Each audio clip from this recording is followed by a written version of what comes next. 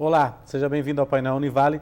O jornalista da TV Globo, André Trigueiro, autor do livro Viver é a Melhor Opção, a prevenção do suicídio no Brasil e no mundo, estará nesta sexta-feira na Univale para uma palestra sobre o panorama do suicídio no Brasil. A promoção é do curso de Psicologia da Univale, em conjunto com o Centro de Valorização da Vida de Itajaí e a Federação Espírita Catarinense. Sobre esse assunto, eu vou conversar aqui no estúdio com a professora Josiane da Silva Delvan, que é a coordenadora do curso de Psicologia da Univale, e também com a psicóloga Marise Aparecida Ramos. Obrigado pela presença de vocês. Professora, esse realmente é um grande evento, né, para tocar, né, nas pessoas sobre essa questão tão complicada aí, que é o suicídio, que aqui na região temos uma cidade, Balneário Camboriú, que é um dos maiores índices do Brasil de suicídio, né? Exatamente. A nossa mobilização para trazer o André Trigueiro para cá é justamente por conta dos dados que a gente tem na região sobre os índices de suicídio.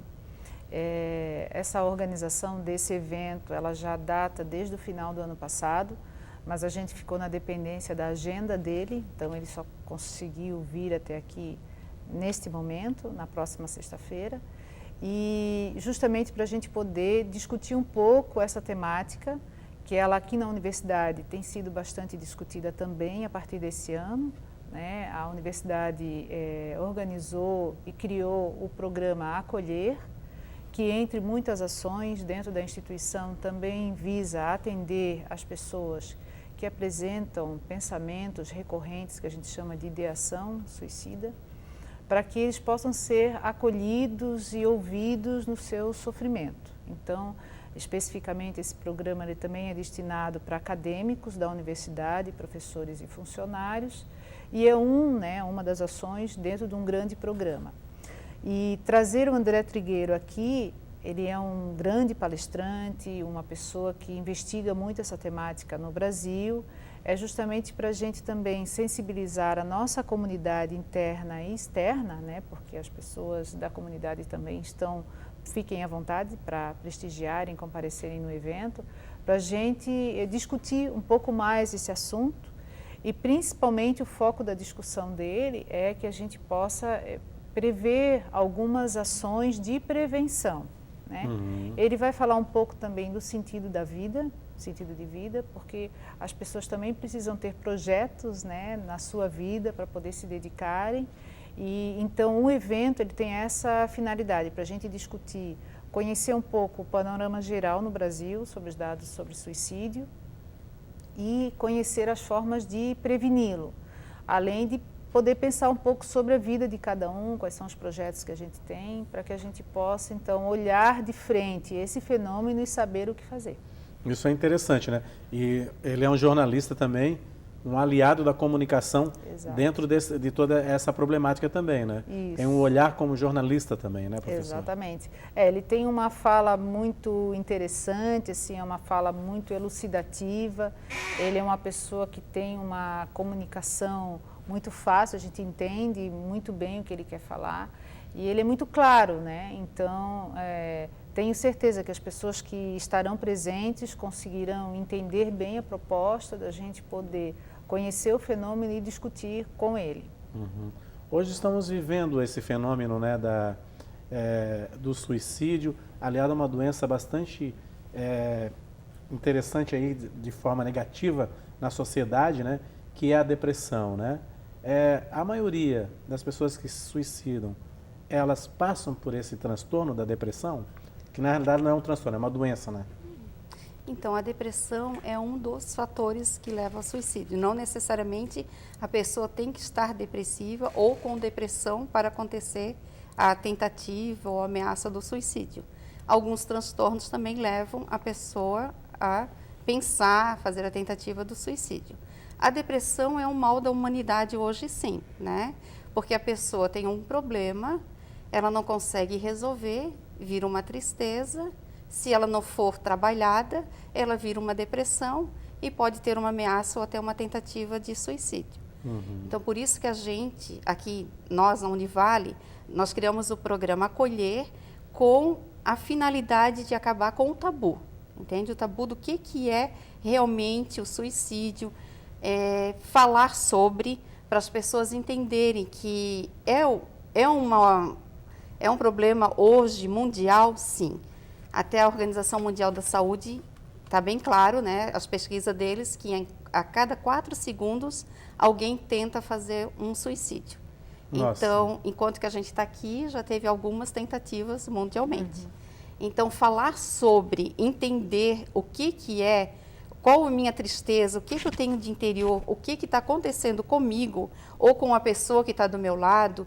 Às vezes a gente está nesse mundo agora com tantas coisas para fazer, internet, o Facebook, o Instagram, então a gente não tem tempo para ver a pessoa que está ao nosso lado precisando de uma ajuda. Então, por isso que a gente está aqui para fazer essa quebra desse tabu e trazendo também o Trigueira, também desvendo alguns mistérios, né? A gente não tem assim, ó, como por exemplo, eu vou falar sobre diabetes, né? Então, daí falo de uma campanha de diabetes. Não fala porque isso é uma doença. Não fala, é melhor não falar, porque daí já não levanta. Não quero saber se a minha mãe tem ou se a minha avó tem. Não. Então, isso são tabus. Então, não falar de depressão, de tristeza e procurar um profissional, né? Seja ele um psicólogo ou, de repente, uma avaliação também com um psiquiatra para ver o que é a medicação. Então, assim, tem muito também da história da medicação envolvida.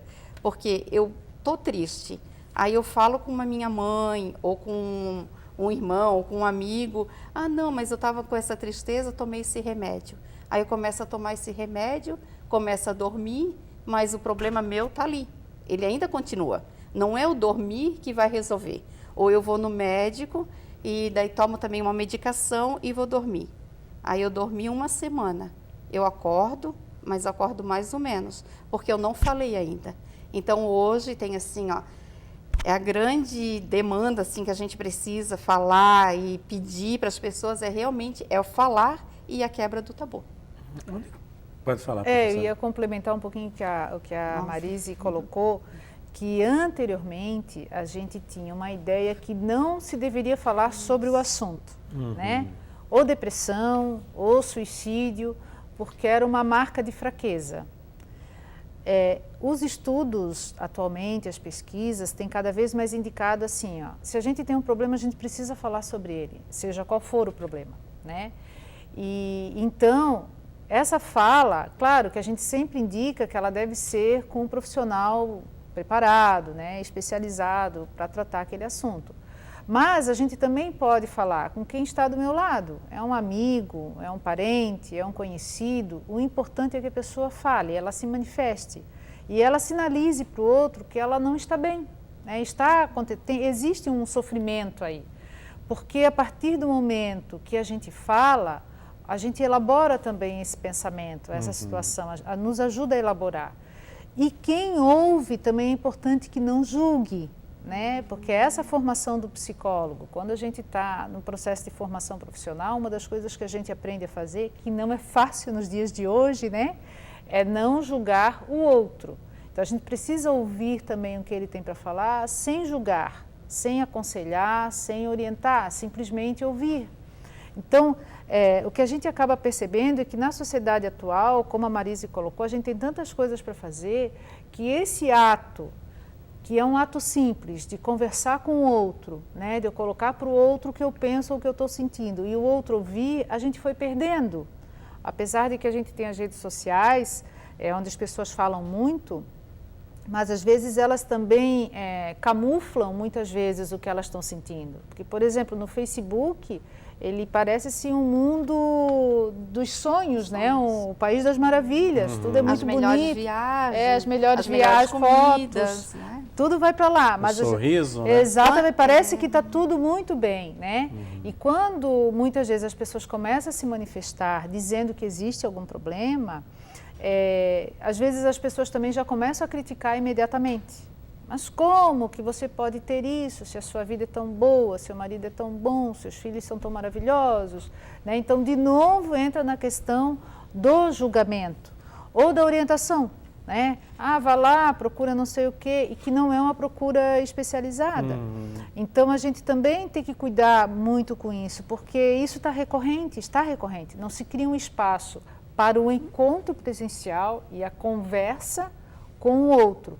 Se fica muito nas redes sociais, e às vezes as redes sociais elas podem sim servir de um alerta, né, para alguém mais atento, poder se disponibilizar a escutar um pouco mais aquela pessoa, mas que a gente não fique centrado nisso, porque só isso não vai ajudar a pessoa. Né? Pode-se carregar um gene do suicídio também? Por exemplo, eu li uma história do Getúlio Vargas, que depois também o filho se suicidou e o neto se suicidou. Então, eu fiquei impressionado assim, pode-se carregar isso ou não? Não, eu acredito que não. O suicídio, ele acontece... São as circunstâncias, sim, né? São as circunstâncias. São o meio que tu convive, aonde que você está e o que tu fez, né? Como é que é a tua vida. Porque, por exemplo, assim, a gente tem alguns acadêmicos nossos que moram em Balneário Camboriú. Então, uns moram sozinhos, se viram super bem, vêm para a universidade, faz os seus trabalhos, se relaciona bem. E tem uma outra pessoa que também veio de um outro município, do interior, e mora em Balneário Camboriú. Mas não se deu bem ao meio, né? Não se relacionou bem na universidade, ou não teve os amigos. Então, tudo é muito no meio onde que você sente convive. falta da casa, né? Exato. A gente tem algumas situações assim que a pessoa se sente... Não é só o acadêmico, né? Se a gente for pensar nas pessoas mais idosas, por exemplo, né? Que vão perdendo as pessoas daquela rede social dela, porque vão falecendo e tal. Então, a gente percebe que a solidão, ela é um fator também que predispõe, sabe? Então, a gente tem que cuidar com essa situação de solidão das pessoas. Em países mais desenvolvidos do que os nossos, existem inclusive programas para incentivar as pessoas, programas governamentais, públicos, para incentivar as pessoas a saírem de casa, né? Ou fazer um curso de idioma, ou fazer uma atividade manual, ou fazer uma atividade de grupo, tipo jogos, para justamente a gente fortalecer essa rede social de convívio.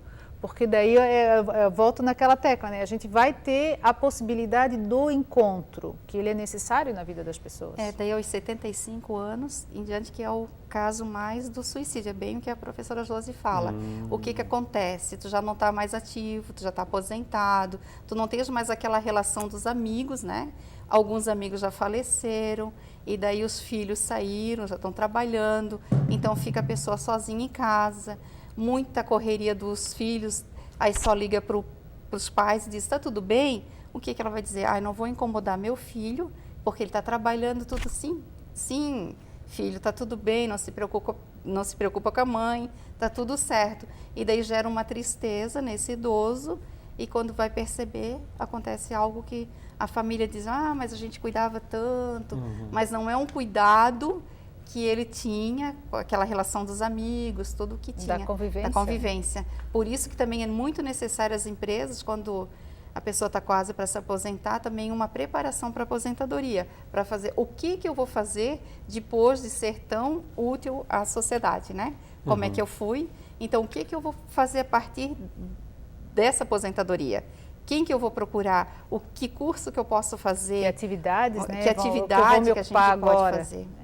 Tá certo, a gente vai fazer um rápido intervalo, daqui a pouco eu volto a conversar sobre essa questão tão importante com a professora Josiane, que é a coordenadora do curso de psicologia aqui da Univale, e com a psicóloga Marise Aparecida Ramos, nesse evento que na sexta-feira aí que vai trazer o jornalista André Trigueiro, que pesquisa bastante aí sobre suicídio. A gente volta em instante.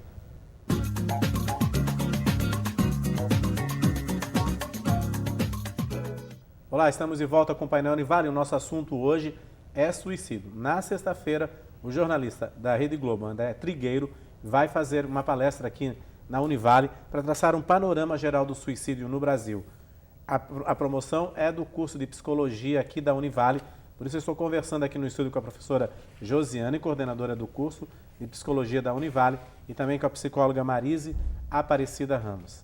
A gente encerrou o primeiro bloco falando sobre essa questão dos idosos também, né? Falaram que acima dos 75 anos há um perigo muito grande e que as empresas, quando a pessoa se aposenta, ela tem que ter esse programa, né, de prepará-la. Aqui na Univale tem a faculdade aí da melhor idade, né? Isso. Que é muito interessante da pessoa voltar a participar de grupos assim, né? Exatamente. É uma atividade de ocupação que ela tem, né? Que é o Univida. Então, ela vem para cá com atividades 2 vezes na semana, e o que a gente acaba observando e até acompanhando o relato de alguns dos alunos do Univida tem muito a ver com isso que a gente está conversando. Assim, eles vão dizer que antes de ingressarem aqui, eles estavam muito sozinhos em casa, sem ter o que fazer, até tristonhos, porque afastados da família, e que a partir do momento que eles começam nessa atividade, então eles formam um novo grupo, né, de relacionamento, e que esse grupo ele se organiza para outras atividades para além, né, do que acontece aqui dentro da universidade. Então, formar novas amizades, estabelecer novas atividades, se ocupar com alguma coisa, que é claro, não precisa mais ter o compromisso que tinha quando trabalhava, que daí tem horário para cumprir, é uma coisa mais rígida, né? Mas que possa ter outras atividades, agora se dedicar às atividades que dão prazer, né? Que a pessoa possa fazer essa escolha. Por isso que a gente chama que é a melhor idade, né? Porque agora você pode optar por outras coisas que você não tinha tempo para fazer anteriormente. E assim, eles aqui focam bastante na questão do voluntariado, né? Também. Trabalhar isso também é interessante, né? Sim. É um tipo de ocupação, é um tipo de atividade que a pessoa pode se dedicar nessa fase também, né? Então, o programa Acolher aqui dentro da Univale, ele também vai trabalhar com a promoção da saúde. E uma das nossas conversas é o que a gente pode fazer para os nossos futuros aposentados da Univale. Plantar, fazer um jardim, entende? Com o nome dele, aonde que ele poderia voltar à universidade com outro olhar. Cuidar daquele jardim que ele está cuidando, plantando com tanto carinho.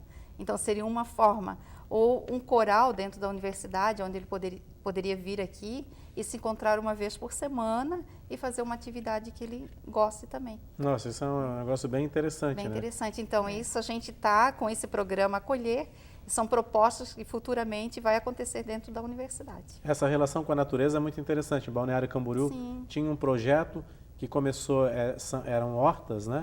Que começou para tratar pessoas com dependência química, mas aí eles perceberam que tinha muitas pessoas solitárias também que precisavam daquilo. Aí criaram as hortas caseiras, nos apartamentos, né? Isso, as pessoas conversavam, faziam uma reunião às quintas-feiras e depois cuidavam das hortas lá na sacada do apartamento, como é uma cidade muito vertical. Essas iniciativas são muito interessantes, né? Para fugir dessa questão, né? E diminuir também o número de suicídios, claro. Exato. Porque a gente tem que incentivar essas iniciativas, né? Porque às vezes não precisa estar só na universidade. Eu posso fazer isso lá no meu bairro, na praça que existe na frente da minha casa, eu posso cuidar, né? Aquela horta que existe na escola, ou na creche, ou no posto de saúde que existe próximo à minha casa, todas são alternativas e possibilidades que a pessoa tem para encontrar um sentido na vida dela, né? Se ela tiver que fazer aquela atividade porque aquela planta precisa ser regada, precisa ser cuidada, vai crescer para depois eu poder ou me alimentar dela ou usar para um chá, alguma coisa assim, esse é um objetivo que ela tem. Então, o importante é ela ter essa meta e se envolver com essa atividade. Agora, cada pessoa, a mente é muito individual, igual a impressão digital, né? Porque tem gente que lida com os problemas de uma forma assim muito fácil, na realidade, né? Pessoas aí com 85, 90 anos, ou até jovens, e outros não, né? Sim. Por que tem essa divisão assim?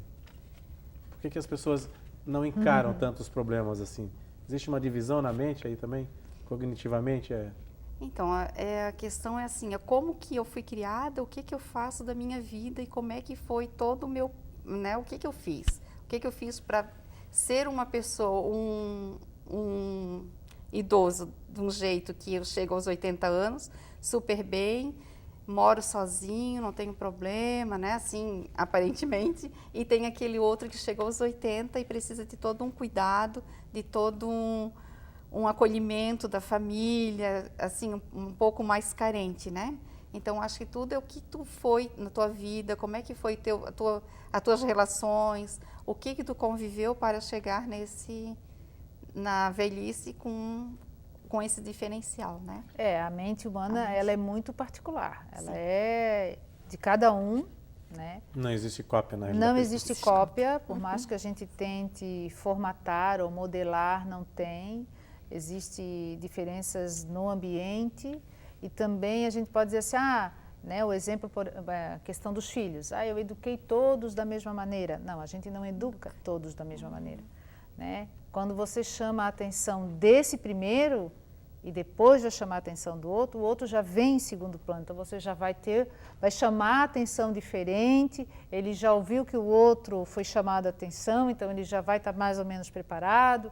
Então só isso, né, um exemplo bem simples, já mostra que as pessoas elas não passam pelas mesmas questões da mesma forma. Então por isso que a mente ela é resultado de tudo isso, assim, da onde a gente está, do que aconteceu na vida da gente, de como a gente foi criado, o espaço, né? Uma coisa é eu me desenvolver, eu estar numa cidade muito movimentada, outra coisa é eu estar numa área rural, em que momento também que eu estou me desenvolvendo, né? O momento atual é um momento que tem determinadas demandas, é diferente de uma pessoa que tem 80 anos, que, né, durante a juventude dela ou a vida adulta tinham outras questões para ele se preocupar ou resolver. Então a mente ela é diversa, assim, e a gente não tem de fato uma questão igual para alguém, é tudo diferente. Qual é o papel dos pais, né, nessa questão para criar um jovem que não vá para a depressão ou não pense nessa questão do suicídio, né? Hoje existe uma cobrança muito grande, né? Inicia aquela corrida desde da educação básica e tem que fazer um ensino superior, né? E além de fazer um ensino superior, tem que escolher uma profissão que dê dinheiro ou então que imediatamente ele seja um sucesso profissional, né? Qual o papel dos pais nisso? O papel dos pais ele é fundamental, né? Mas a gente precisa entender assim, que os pais eles precisam acompanhar todo esse processo, né, durante a infância e adolescência. E acompanhar esse processo requer que a criança ou o adolescente desenvolva determinadas habilidades, que a gente chama de habilidades sociais, ou seja, habilidades de convívio, né? Ele tem que saber se comunicar. Então, se ele tem uma necessidade ou se ele pensa sobre determinado assunto, ele tem que saber como se comunicar, como expressar isso. A gente começa na família.